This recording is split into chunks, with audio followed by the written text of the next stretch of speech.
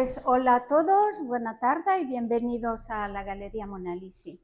Hoy es la segunda conferencia organizada en colaboración con la Clau de Volta. Bueno, en colaboración, lo hacen sobre todo ellos, ¿eh? Nosotros les damos este local y tenemos la suerte de escuchar a Gabriel Martí Roig. No sé si todos le conocen. Tiene tantos títulos que los he tenido que escribir porque es imposible acordarse de todo. Gabriel es historiador, artista, especialista en patrimonio y técnicas artísticas, licenciado en Bellas Artes, máster en Museología y Gestión de Patrimonio, posgraduado en la Curaduría de Exposiciones de Arte Contemporáneo, curso de doctorado en Representación del Paisaje en el siglo XX. O sea, además ha escrito más de 150 libros sobre temas principalmente relacionados con artes plásticas, historia antigua y moderna, historia del arte, infantiles, hasta moda y diseño para diversas editoriales. O sea que sabe hacer un montón de cosas, pero además es un gran comunicador y es un placer escucharle. Y luego yo no sé si, Gabriel, eres palamosí de nacimiento, ¿sí? Sí, sí. Pero en todo caso lleva Palamós en el corazón y habla de Palamós como nadie más, así que será un placer. Te agradecemos mucho que hayas venido y siempre que quieras volver, Monalisi está a tu disposición. Molt bé, moltes gràcies. Moltes gràcies. Agrair a la Galeria Monalisi que, de nou, amb una col·laboració, la segona conferència que fem conjunta, i tant de bo associacions aquí a Palamós tinguessin el gust d'anar col·laborant entre elles per anar fent activitats de manera més sovint. Per tant, en primer lloc, agraïment a l'Isabel per haver-nos acollit i comencem amb un tema palamosí i un tema que la majoria de gent desconeix. O sigui, el que avui veurem, vull dir, no s'ha publicat mai, ni la gent no n'és conscient de que Palamós, en el seu moment, com va ser Tossa, com va ser Cadaqués, doncs va ser un pol d'atracció d'artistes, però uns artistes molt particulars, sobretot gent vinculada a la pintura expressionista alemana, suïssa i del nord d'Europa, i la xerrada d'avui veureu des de les seves obres fins a quins van ser els motius que els van portar específicament a Palamós i no a altres llocs molt més macos, entre cometes, com poden ser Begur o com poden ser llocs que tenen cales precioses. Com anàvem dient, de fet, la Costa Brava ja en aquell temps va atraure molts artistes i, com hem dit, anaven per sobretot els grans focus, que eren Cadaqués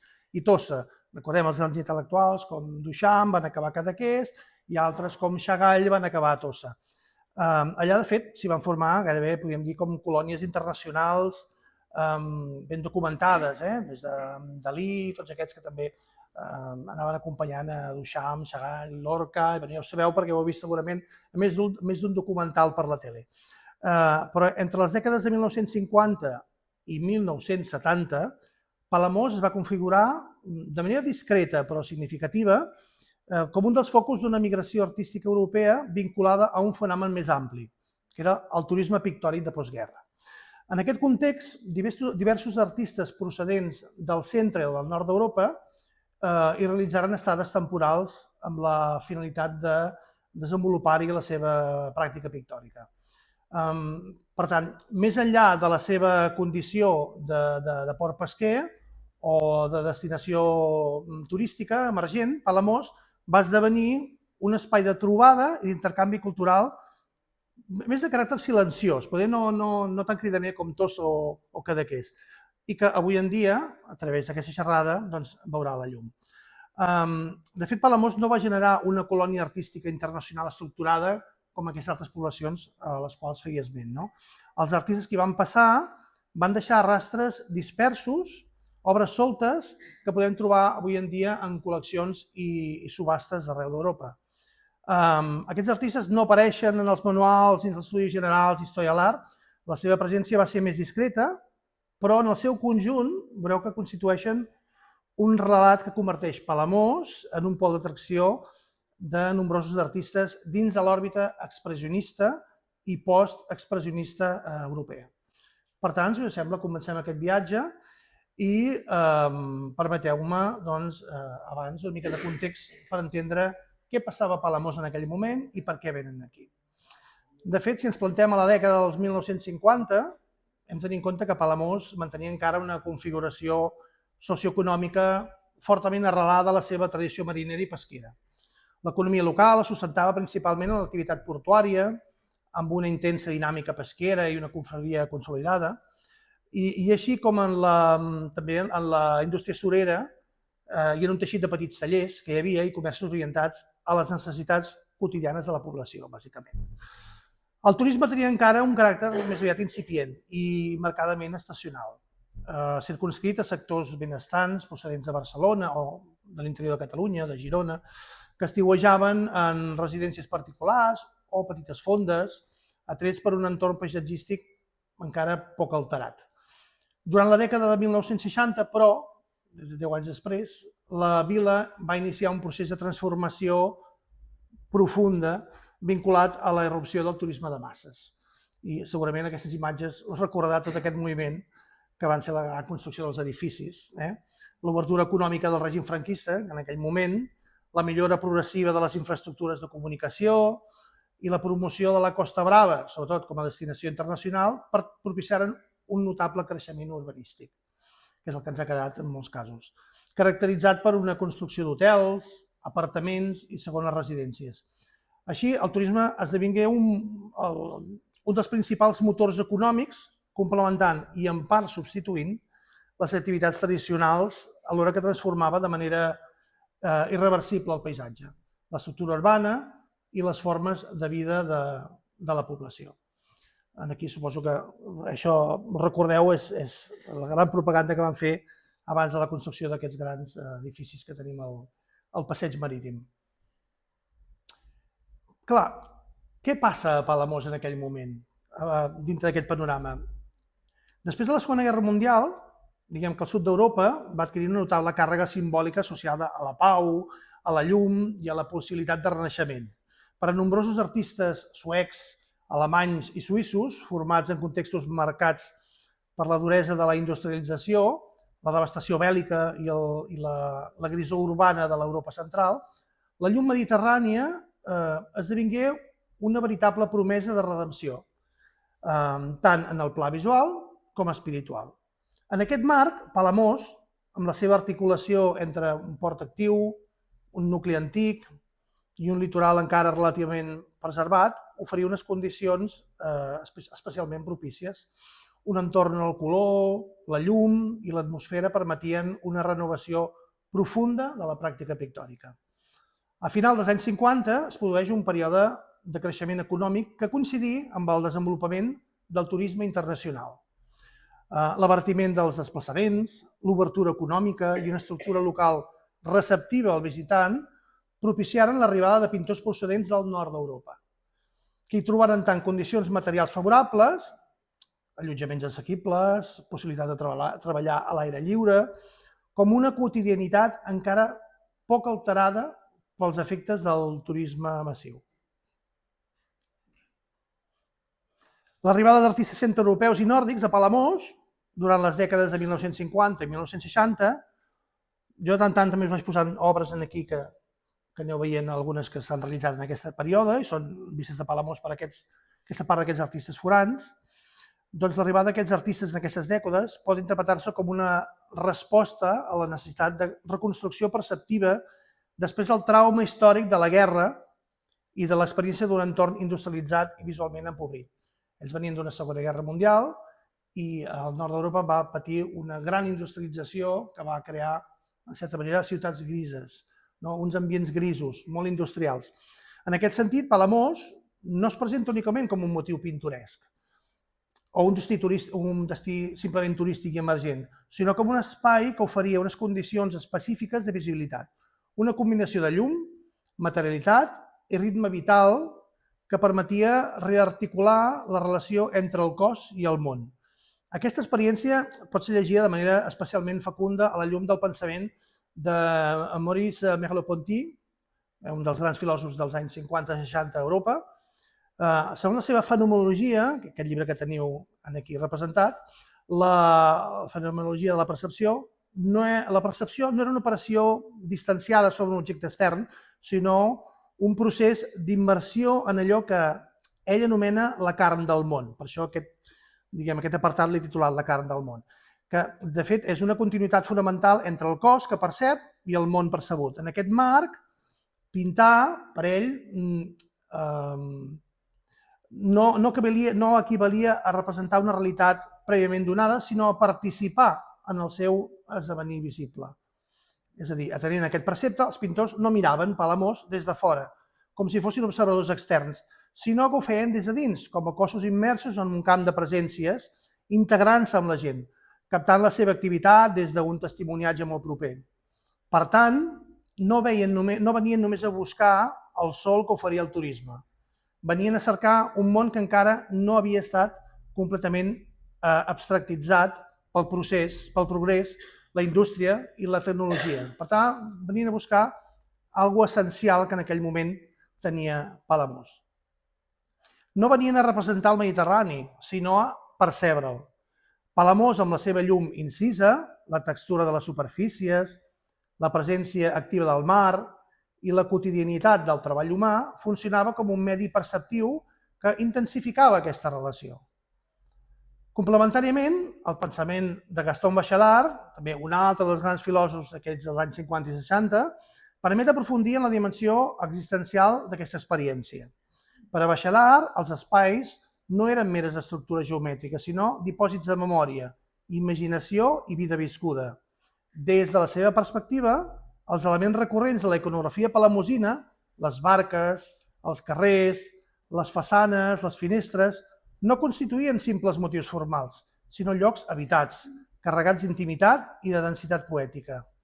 Explicat d'una altra manera, es pot dir que el port, per exemple, no es veia com una mera infraestructura, sinó més aviat representava un espai viscut, una experiència de sortida i de retorn.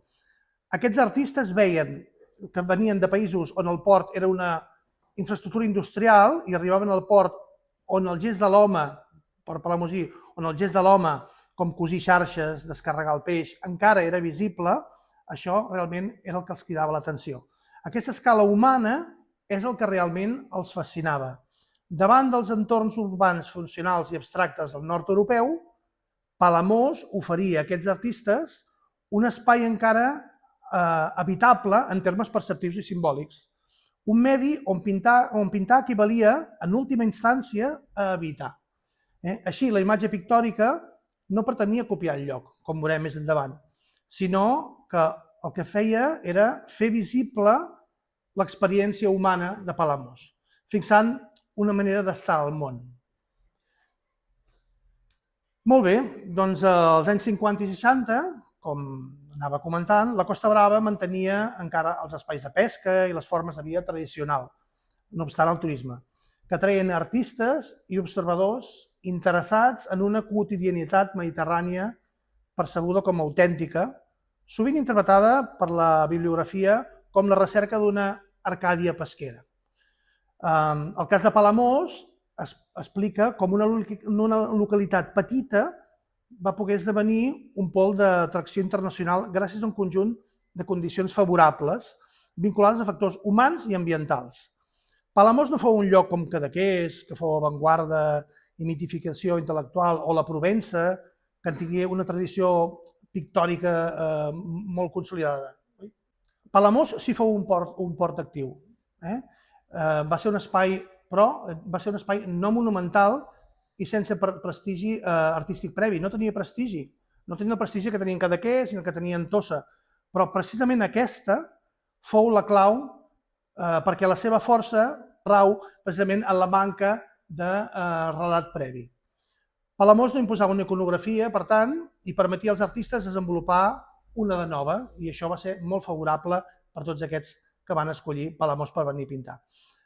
Si ho he de resumir en 4 punts claus, que al meu parer converteixen aquesta vila en un espai d'experiència, serien aquests, que els anem passant una mica per sobre i així els aneu entenent.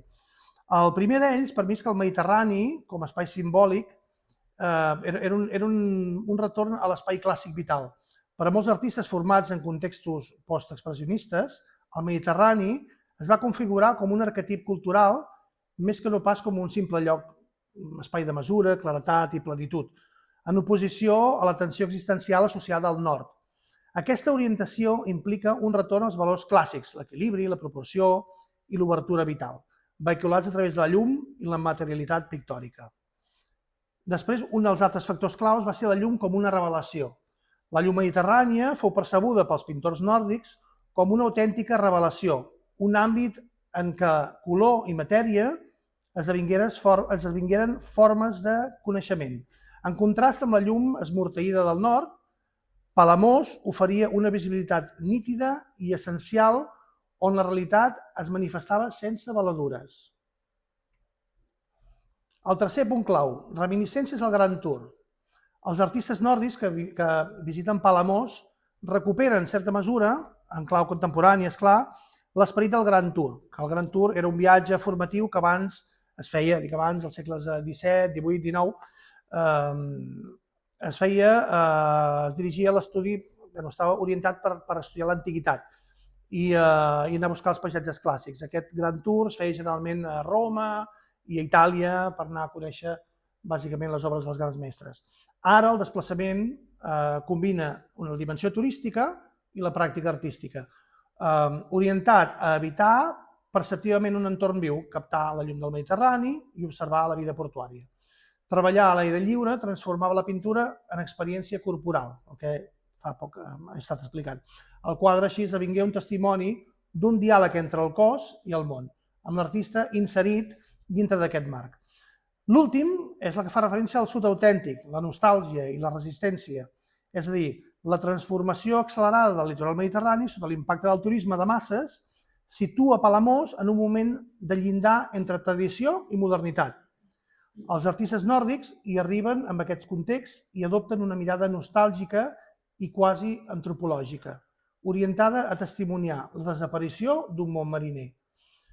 El predomini de motius com barques, xarxes, oficis, tractats amb una pictura directa i matèrica, respon a la voluntat de fixar una realitat en procés d'extinció. D'aquí deriva el to sovint melangiós de les obres en què la pintura es configura com un acte de resistència davant de la pèrdua imminent.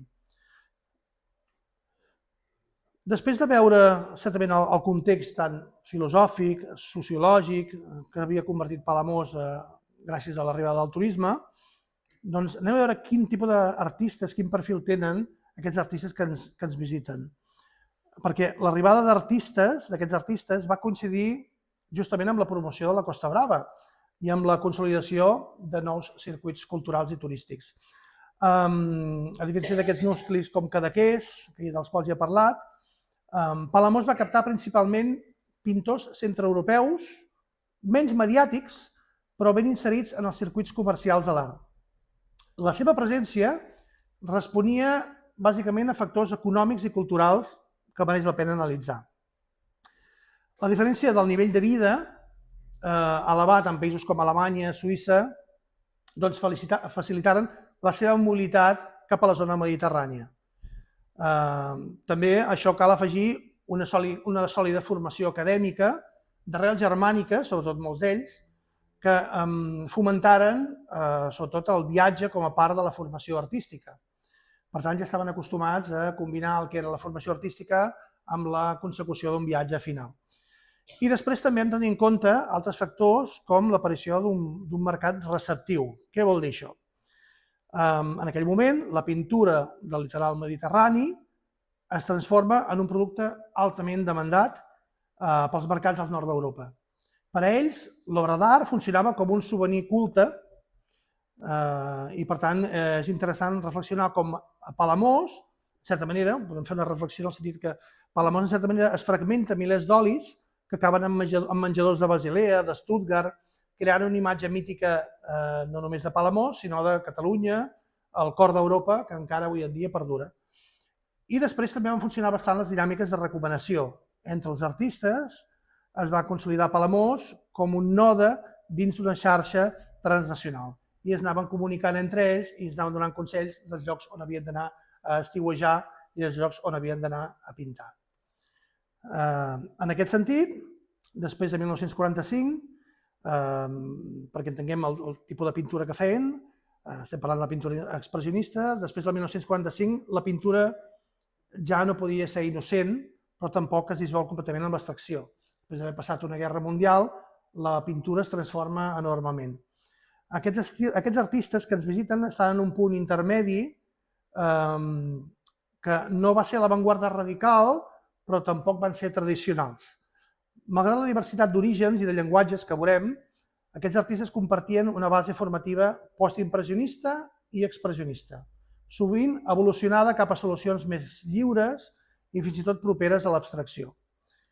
El seu interès es centrà en el paisatge i la marina, amb predomini de la llum i el color sobre la figura humana, habitualment secundària, esbossada o fins i tot a vegades fragmentada.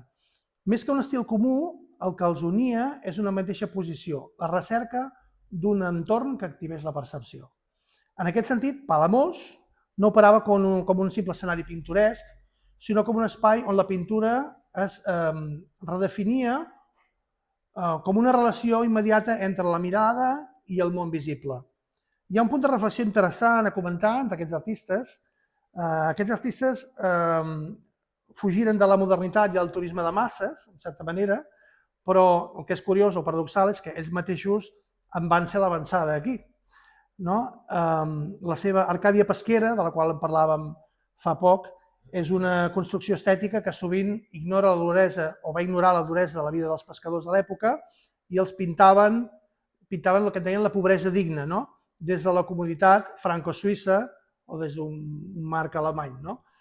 Per tant, sempre són representacions molt amables, com veureu. Després d'explicar com són o quines són les característiques que coneixen aquests artistes, si us sembla, els anem a conèixer i anem a fer un petit viatge per veure qui són i com van pintar i com van retratar Palamós. Els primers en arribar als anys 50 van ser els suecs, allò que vienen les sueques, en certa manera, doncs en pintura també ho tenim. Després de la Segona Guerra Mundial, Suècia va viure un fort creixement, van augmentar de manera exponencial els salaris, generalitzant les vacances pagades i apareix una classe mitja amb una capacitat real de viatjar a l'estranger.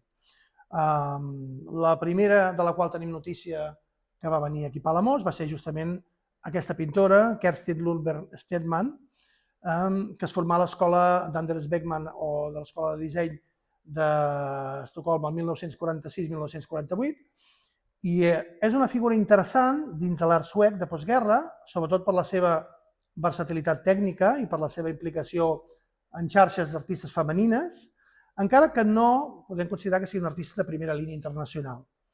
Va viatjar en diverses ocasions al Mediterrani, per això que deien que completaven molt sovint l'activitat acadèmica amb aquests viatges al Mediterrani, i sabem que el 1954 va fer una estada documentada a Atenes i té diverses obres del 1958, obres relacionades amb les representacions aquí a Espanya. I el 1956 va estar a Palamós i en aquell any apareix aquesta peça que tenim aquí representada, que representa un pescador de Palamós, signada, com veieu aquí també, a l'ampliació de la signatura de Palamós 1956. Per tant, la seva presència aquí no és una hipòtesi, sinó que és una dada documentada. Veurem que en molts casos són les pròpies obres que ens permeten documentar l'estada d'aquests artistes i la cronologia, el temps en què van estar aquí a Palamós. Doncs sí, el que deia, els suecs van ser els primers en arribar. El segon, ara estem als anys 50 encara, a l'incipiència del començament del boom turístic, i ara parlem d'Axel Harald Hamborn, que pertany a la generació de pintors suecs formats en la tradició acadèmica, però oberts a la modernitat del període d'entreguerres. Les seves dades biogràfiques indiquen dues estades a França entre 1927 i 1938 i 1948 i 1951. A partir d'aquesta data, dels anys 50, entre 1950 i 1960 hi ha constància que va fer estades curtes a la costa catalana i balear. D'aquest període es conserven diverses vistes de la Costa Brava. Entre aquestes obres hi ha aquesta obra signada, que veieu aquí, titulada Palamós Costa Brava. Fins i tot us he posat el dors de la tela, perquè el dors vincula inequívocament l'obra amb la nostra localitat. Però si us fixeu en la pintura, vosaltres direu, però quin lloc de Palamós és això? Bé, veurem que és una característica bastant comuna a les pintures, és que ells anaven al lloc, però no hi havia una voluntat de voler retratar el lloc, ni fer postals. Per tant, anaven allà, s'inspiraven en el paisatge i el modificaven. Per tant, en aquest cas el que va fer va retratar una visió idealitzada del port i del far, representant de manera fins i tot sobredimensionada el que seria el far. Amb les palmeres en primer terme, que dificulta fins i tot la identificació exacta del punt de vista. A vegades podries dir que potser això és Sant Antoni, però penso que en aquella època no hi havia palmeres de Sant Antoni. Per tant, les palmeres veuran que també és un efecte recurrent, una manera de buscar exotisme, mediterranitat, i ho veurem amb els altres artistes. Ens ensenyaré un artista que va pintar totes les quadres a Palamós, però cap s'assembla a Palamós. Per tant, veurem que, clar, és el que dèiem, no venen a retratar. Sí, físicament va estar aquí a Palamós a pintar. I des de Palamós, Costa Brava, pinta aquest quadre, però això no vol dir que sigui Palamós. No, exacte, perquè la percepció que tenen ells és completament diferent que és la que anirem veient al llarg d'avui. Veurem com pinten Palamós, però transformant la imatge de Palamós. L'estil de Harborn s'inscriu en un postexpressionisme sintètic, atenent al llum i l'estructura del paisatge. Treballa amb una pinzellada densa i segura que construeix les formes per plans de color dins de composicions rigorosament ordenades. La seva paleta, com veieu, dominada per blaus i grisos subtils, ocres suaus i verds freds, evita l'expressivitat subjectiva en favor d'una veritat visual depurada i immediativa. Què vol dir això? Doncs que bàsicament no es deixa engolir per la llum del Mediterrani, sinó que retrata el Mediterrani encara amb una llum nòrdica, amb una llum molt, molt esmorteïda. Seguim veient artistes. També és molt divertit llegir al darrere dels quadres, ja ho veureu. Adrien Oly va ser un pintor suís, també es va formar a l'Escola de Belles Arts de Ginebra i entre 1920 i 1939 va residir a París, on desenvolupava una activitat plural com la pintor, dibuixant, decorador, escenògraf, en fi. La documentació procedent de catàlegs de subhastes permet situar la seva vinculació a la Costa Brava als anys 50 i amb certesa Palamós entre 1951 i 1957. Si bé no és possible determinar si aquesta estada fou continuada o intermitent. La primera obra coneguda d'aquest període és una vista del port de Calella datada de 1951. Al revers hi consta la inscripció Port pesquer de Santa Ginebra, Calella, Palamós. Si aneu veient també les confusions de... Fet que podria suggerir un desplaçament des de Palamós a Calella per pintar-ne a la vista. En aquest moment, Oly s'inscriu en una línia pictòrica que combina la modernitat parisenca amb el fauvisme tardà i un postimpressionisme d'arrel expressionista, caracteritzat per una lleugera deformació pròpia de la pintura mediterrània de postguerra. En la representació de Calella no hi ha una voluntat descriptiva, sinó més aviat estructural. El paisatge, si veieu, funciona com una organització plàstica més que com una topografia reconeixible. No té necessitat d'anar representant cada element de manera exacta, no ve a fer postals. Les figures humanes, fins i tot, són rígides i esquemàtiques. No configuren una escena social, sinó que introdueixen una dimensió de melangia i temporalitat suspesa, associada a l'idea d'aquesta pobresa digna de la qual he parlat, o de quietud, un lloc on el temps s'ha suspès i s'ha quedat aturat. Ara, aquestes difereixen de les que va pintar el 56 o el 57. D'aquest mateix cicle daten escena de barques amb pescadors, el 56, que veieu aquí, i pescadors de Palamós, el 1957. Obres que manifesten una evolució substancial respecte del llenguatge de l'any 51. Per tant, passant uns quants anys, veiem com sí que es deixa imbuir per tot el que és el color ja mediterrani. Si en l'anterior cas l'espai era concebut d'una manera estructural i gairebé cesariana, en les pintures posteriors el paisatge esdevé més sensorial i immediat. La presència del mar, de fons, genera una profunditat atmosfèrica que permet a la composició ja respirar, mentre que el protagonisme recau ja en el paisatge humà. Passa del paisatge pensat al paisatge viscut. És com si s'hagués apropat a la gent per representar-la.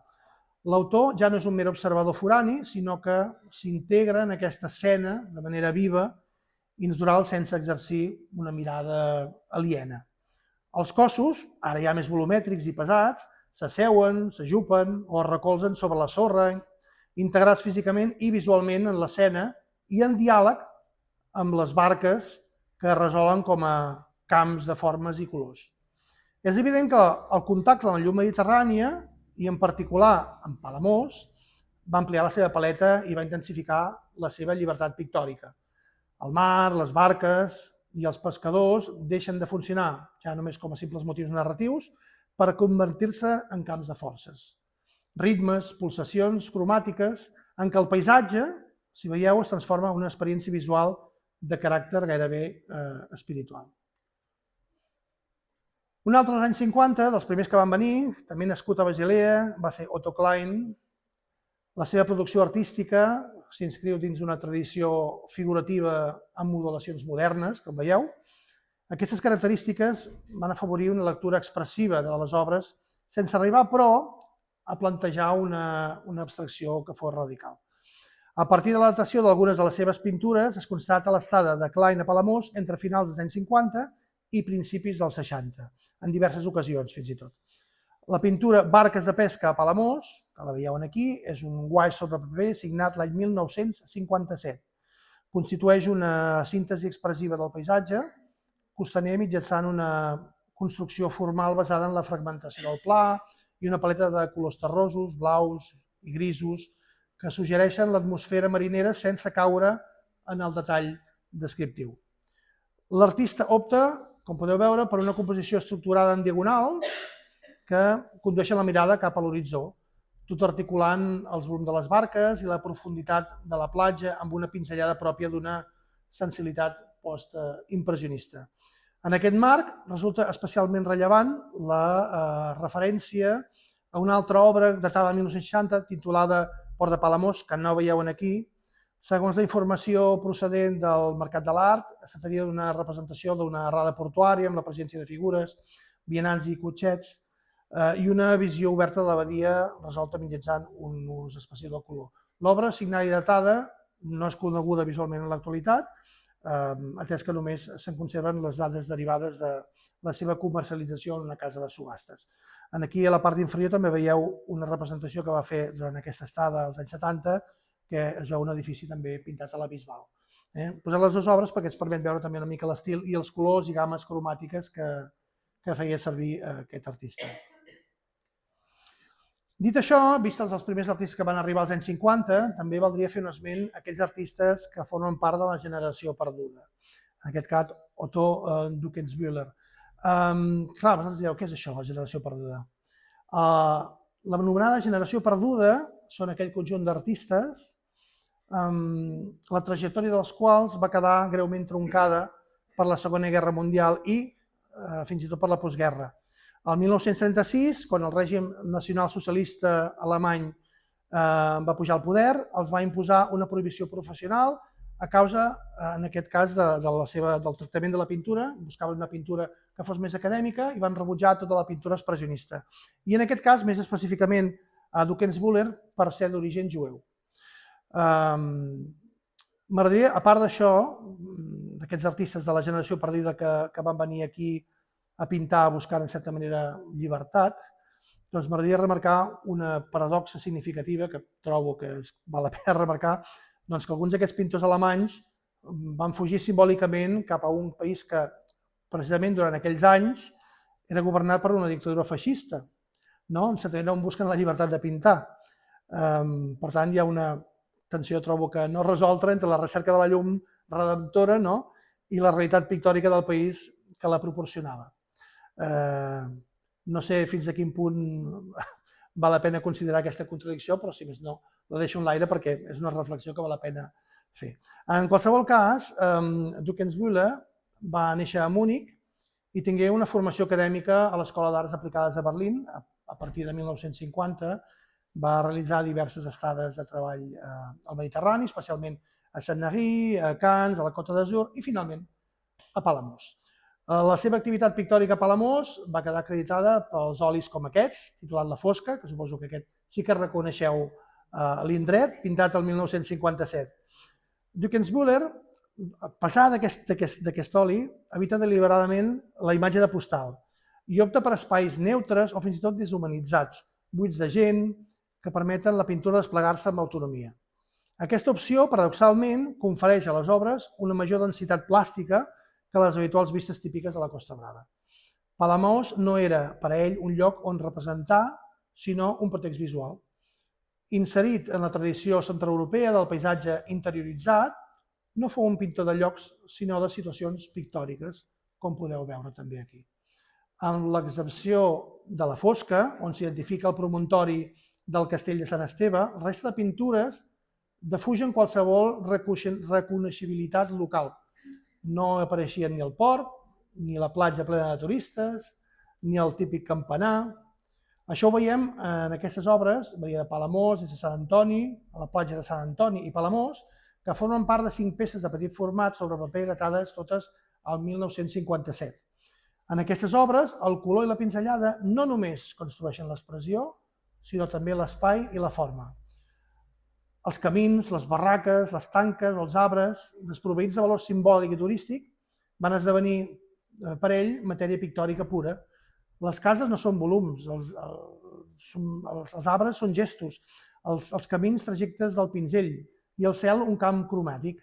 Aquesta concepció el vincula sobretot, ara que està tan de moda amb l'exposició de la Pedrera, amb la línia de Bonnard i Vuillard i del postexpressionisme alemany també, on el paisatge funcionava com un espai mental. En aquest sentit, Palamós li va oferir una llum nova, uns verds i uns blaus més intensos, o una tensió cromàtica diferent de la del nord. Però el seu interès no va raure en descriure la identitat local, sinó la fricció visual que aquest entorn li proporcionava. En síntesi, les seves pintures no constitueixen documents topogràfics, sinó experiments de llum i de color en un territori que per a ell era nou. Un altre artista de la generació perduda, concretament Peter van den Kuylen, que té un nom més aviat holandès, va néixer a Berat, a Alemanya, que passa que tenia arrels familiars neerlandeses. La seva trajectòria artística va quedar marcada per l'etapa del nazisme també, ja que el 1936 va rebre el malverí de l'art degenerat, això que dèiem, el van declarar art degenerat, i sobretot es va agreujar el 1976 perquè no fou un simple accident, un incident administratiu, sinó que va tenir conseqüències reals per a ell i la seva trajectòria professional i vital, ja que li van prohibir exposar i fins i tot pintar. La qualificació d'art degenerat implicava deslegitimació pública, exclusió dels circuits oficials d'exhibició i sovint la impossibilitat d'exercir amb normalitat la professió artística. Al igual que Duckensmuller, va visitar Palamós als anys 60 i, curiosament, es conserva aquesta obra titulada Pomar de llimoners a Palamós, datada del 1965, que n'és un clar testimoni. Es tracta d'una tèmpera sobre paper. Els elements del paisatge, probablement un llimoner en segon terme, una extensió de terra o turó i un rerefons vegetals, no es descriuen de manera naturalista, com podeu veure, sinó que es transformen en formes molt simplificades, gairebé orgàniques. El tractament del color és el veritable eix de l'obra. Els grocs intensos, els verds saturats, els vermells i els blaus s'articulen en grans taques compactes delimitades per contorns foscos que estructuren la composició, una mica a la manera de Gauguin. Com resulta evident, l'obra no pretén identificar un lloc concret de Palamós, sinó evocar-ne una atmosfera vegetal i lluminosa, justament el que anàvem dient, que no tenien la necessitat de fer postals, sinó venien aquí a inspirar-se per treure les seves pintures pròpies. És curiós notar que molts artistes, després de ser etiquetats com a art degenerat o prohibits pel nazisme, van raure amb l'interès de representar objectes molt quotidians, com llimoners, barques, façanes, sense gran complicació, perquè va ser per a ells un acte de reapropiació de la realitat. Després del trauma, pintar un llimoner a Palamós, el trauma d'haver perdut o de no haver pogut pintar durant aquells anys, pintar un llimoner a Palamós és un acte polític de normalitat. Podem dir que pinten coses senzilles perquè la història, amb majúscules, en un moment determinat els va fallar. Gerd Norbert Hartmann. Aquí un altre artista curiós, d'aquells que, justament, tornem a parlar, perquè veieu les característiques que tenen, que pintava Palamós sense pintar Palamós. Nascut a Dortmund, la seva obra incorpora aportacions del postimpressionisme i d'un expressionisme moderat. La seva pintura es caracteritza, com veieu, per una matèria conscient i per una pinzellada breu i pastosa, aplicada sovint amb espàtula o amb pinzell més aviat gruixut, fet que concedeix als seus quadres una marcada densitat plàstica. Les obres realitzades a la Costa Brava durant la dècada de 1960 evidencien una relació amb el territori evident, però que no és estrictament descriptiva, sinó essencialment interpretativa.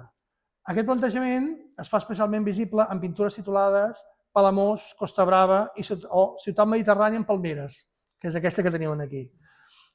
Clar, en aquest darrer cas, el títol no porta cap referència topogràfica concreta.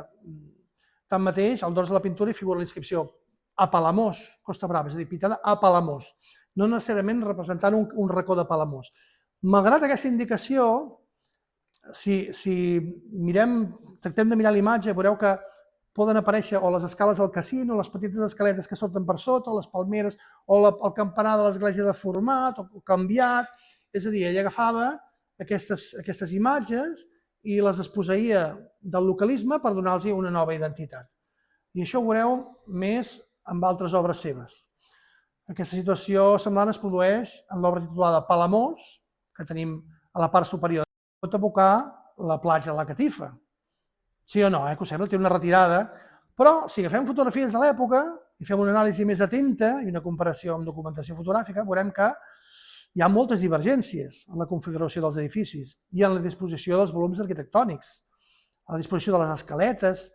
Per tant, què feia ell? Segurament anava al lloc, feia els seus apunts, però en feia una interpretació molt lliure. Aquesta aparent discrepància no s'ha d'interpretar com una manca de precisió topogràfica, ni molt menys, sinó com una voluntat conscient de transformació plàstica. Hartmann parteix d'elements reconeixibles del paisatge litoral, aquí a Palamós, com barques varades, els murs emblanquinats, torres, escales, palmeres o façanes mediterrànies, però està clar que reorganitza l'espai segons criteris compositius propis. Els edificis es compacten o s'estilitzen, les proporcions es modifiquen i les perspectives es simplifiquen. El resultat no és una vista fidel, és evident, sinó una síntesi elaborada del paisatge, en què l'experiència visual preval sobre la descripció literal. Pel que fa al tractament cromàtic, predominen tonalitats terroses i games suaus, amb una presència recurrent de blaus grisosos, ocres i verds apagats. La llum és difosa i continguda, allunyada de l'exuberància solar habitual de moltes representacions mediterrànies. Fins i tot, en escenes ambientades a la Costa Brava, es percep una sensibilitat nòrdica que filtra i modula la intensitat lumínica. Aquesta mirada centreeuropea tendeix a ordenar, sintetitzar i, en certa mesura, dramatitzar el paisatge. Si ens hi fixem bé, tant una com l'altra poden reunir elements que ens poden recordar el campanar de Palamós, fins i tot el campanar de Santa Cristina d'Aro, però, òbviament, com si heu estat... Aquesta d'aquí és la que més sembla Santa Cristina d'Aro. Castell d'Aro, perdó. A Castell d'Aro, però ja sabeu que no hi ha barques ni platja davant. Per tant, ell agafava les imatges i en feia com... devia posar en una batidora i en devia treure una imatge nova. Però la signatura, la datació i el fet que van ser pintades a Palamós deixa inequívocament clar que va fer estar d'aquí i es va inspirar en la nostra terra per desenvolupar la seva pintura. Un altre dels pintors ja dels anys 60, Ernest Baumann, nascut també a Suïssa, va construir un llenguatge sòlid, ordenat i poètic que es pot definir amb força precisió com a molt reconeixible dins del context de la pintura suïssa de mitjans del segle XX. Als anys 50 i 60, com molts artistes de l'Europa central, va sentir la necessitat de descobrir la llum del sud. Viatjà per Itàlia, al sud de França i Espanya, i en aquest període va fer estades documentades i clarament documentades a Palamós.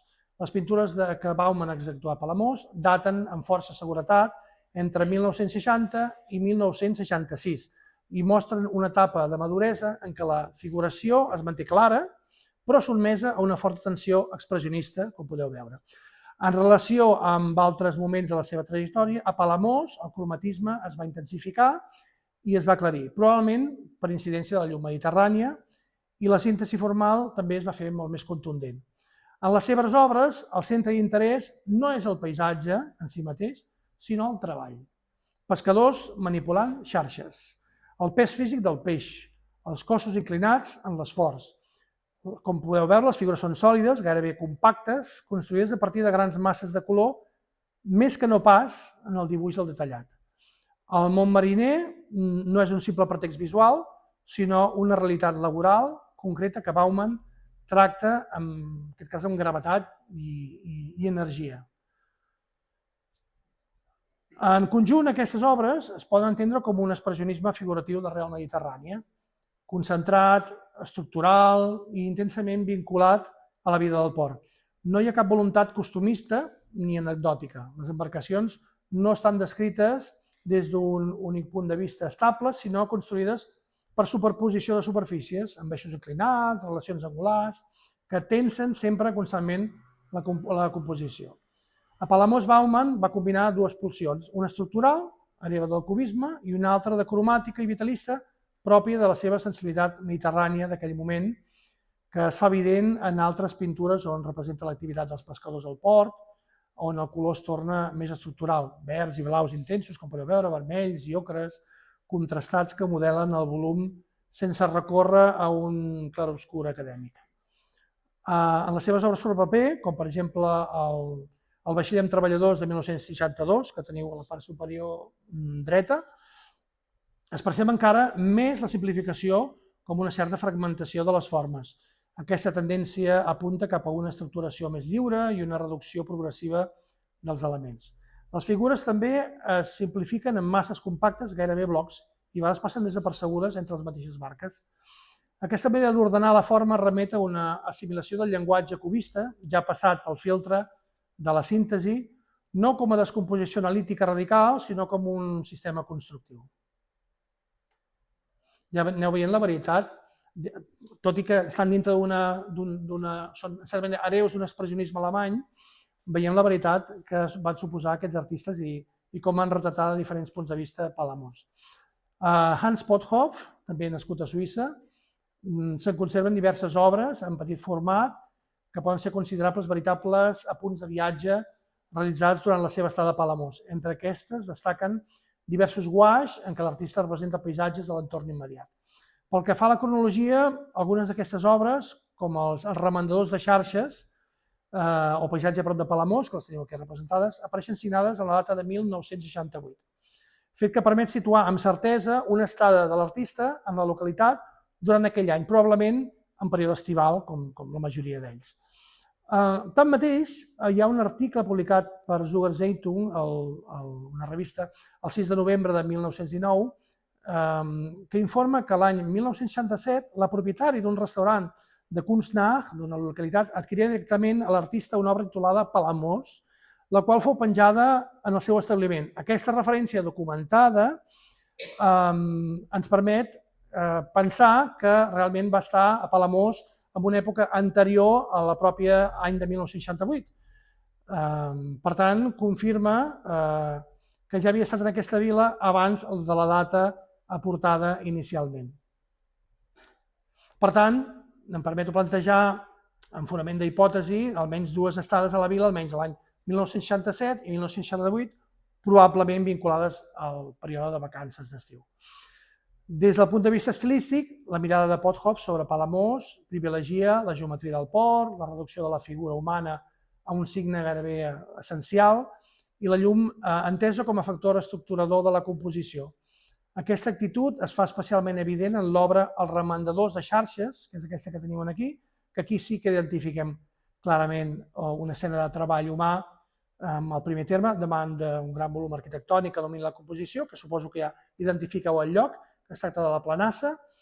Des del punt de vista cromàtic, la pintura es caracteritza per una paleta reduïda i fortament unificada per una dominant d'ocres i grocs que impregnen pràcticament tota la superfície. Aquesta absència de cromatisme mediterrani no és fruit d'una limitació, com hem vist amb altres artistes, sinó d'una opció conscient. Pothoff no pretén descriure fidelment la llum local, sinó interpretar-la a partir d'un filtre perceptiu que prioritza la coherència tonal i la unitat atmosfèrica i una visió, fins i tot, com hem dit altres vegades, poder més nòrdica que no pas mediterrània. Paral·lelament, durant el seu sojorn a la vila, Pothoff va realitzar nombrosos dibuixos a llapis i carbó que documenten diferents aspectes del port i del teixit urbà, com veieu, dibuixos de pescadors, escenes portuàries o fins i tot n'hi ha d'altres que són de remendadores de xarxes, que es combinen amb algunes representacions urbanes, alguns racons, entre els quals destaca, i li va cridar molt l'atenció perquè la va dibuixar diferents vegades, la perspectiva de la cantonada del carrer Cervantes, que suposo que també reconeixeu en aquest dibuix que va fer en diverses ocasions tant a llapis com amb carbó. És la cantonada, sí, entre l'avinguda i el carrer Cervantes. Karl Hosch, també en aquests anys 60, pintor suís, fixeu-vos que estem sempre entre pintors alemanys, suïssos i suecs, els suecs van ser els primers, després ja suïssos i alemanys. Sabem que l'any 1968 Hosch va fer Estada a Palamós. D'aquest període coneixem dues pintures a l'oli que representen, que a més presenten les mateixes dimensions, 76 per 96. Unes dimensions considerables per a un estiuejant, fet que genera dubtes per si, de fet, va pintar in situ o a posteriori després del seu estudi a Suïssa, a partir de dibuixos o petites representacions. Les dues obres són dues vistes portuàries de la vila, titulades aquesta titulada Port de Palamós i l'altra que la veurem d'immediat, que és Ciutat vora el mar, signades i datades al 1968, 4 anys abans de la seva mort. La pintura que ara ens ocupa, la pintura aquesta de Port de Palamós, realitzada el 1968, s'inscriu en la fase de maduresa de l'artista i reflecteix amb claretat els trets definitoris del seu llenguatge plàstic. L'obra s'inscriu plenament dins una sensibilitat expressionista i dinàmica, com podeu veure. Presenta una visió del port articulada a partir d'una composició oberta, sense jerarquia estricta, en què les embarcacions i els pals s'entrellacen en un entramat rítmic de línies cromàtiques juxtaposades. La pinzellada és gestual, ràpida i aparentment espontània, fet que reforça la immediatesa perceptiva i atorga a la superfície una quantitat gairebé matèrica, en la que el traç no només descriu, sinó que construeix la forma. Les embarcacions, especialment la situada en primer terme, de la dreta, actuen com a àncores visuals que equilibren la composició, mentre que les figures humanes, reduïdes a la part de baix com a esquemes, introdueixen una escala i una dimensió quotidiana sense esdevenir protagonistes. L'obra no pretén, de nou, una descripció fidel del port de Palamós, sempre acabem anant al mateix, sinó una evocació emocional i sensorial del seu dinamisme, convertint l'espai marítim en un camp d'experimentació cromàtica i gestual que reflecteix tant l'experiència visual de l'artista com una voluntat d'interpretació moderna del paisatge litoral. L'altra seva gran obra, que va fer Palamós, Ciutat vora el mar, manté els principis plàstics observats en la vista del port de Palamós, però introdueix variacions significatives tant en l'organització compositiva com en la relació entre figura, arquitectura i espai marítim. Fins i tot us he posat una imatge molt evocadora del turisme d'aquella època, que si us fixeu a darrere hi ha els edificis, clar, en el moment en què ell està aquí és el moment en què s'estan construint aquests edificis. Per tant, estava en mig fer. Si en la primera pintura el protagonisme requeia en la trama portuària el ritme dels pals i embarcacions, aquí l'escena s'articula a partir d'un eix horitzontal molt més definit que separa clarament tres registres. El primer terme, amb figures i barques, el pla intermedi dominat per l'aigua i un fons arquitectònic compacte que tanca l'espai que representa justament aquesta primera línia del passeig de Palamós. El conjunt urbà del fons, resolt en formes simplificades i gairebé modulars, mostra una tendència a la verticalitat i a l'ordenació per blocs cromàtics, amb edificis que s'alcen com pantalles de color, vermells, negres, blancs i ocres, disposats amb una certa frontalitat. La pinzellada, però, continua sent ràpida i enèrgica, però es detecta una major sensibilitat matèrica, especialment a la part de baix, que és el primer terme, on les figures humanes adquireixen un protagonisme una mica més marcat que la pintura anterior.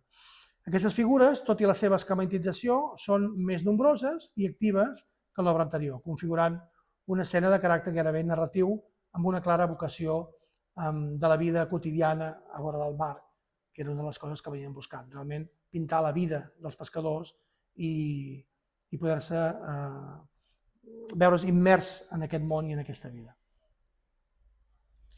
Un dels darrers que va venir, i anem acabant, va ser Leo Assenmacher, nascut també a Alemanya, i dins del conjunt d'artistes europeus del nord vinculats a estats de Palamós, Assenmacher us he de dir que ocupa una posició certament secundària, definida per un llenguatge una mica més clàssic, poc inclinat a l'experimentació com els seus predecessors i sustentat en el predomini més del dibuix, la contenció formal i una certa rigidesa compositiva. Tanmateix, se'n documenten almenys dues obres relacionades amb Palamós, que són aquestes: Barca Blava, al port de Palamós, i la Casa Blanca amb un terreny verd. Aquesta casa segur que encara la coneixeu? Ara no existeix. A veure, aquí amb el punter làser, aquí darrere hi ha la tàpia del cementiri. Aquí darrere hi ha la tàpia del cementiri i quan aneu, aquest és el camí de la Fosca, aquest d'aquí, i ara l'han tirat a terra fa poc. Ara és un terreny... Ah, això mateix. Doncs és això. Doncs és aquesta casa. No sabem per què, si realment hi va residir o simplement li va cridar l'atenció.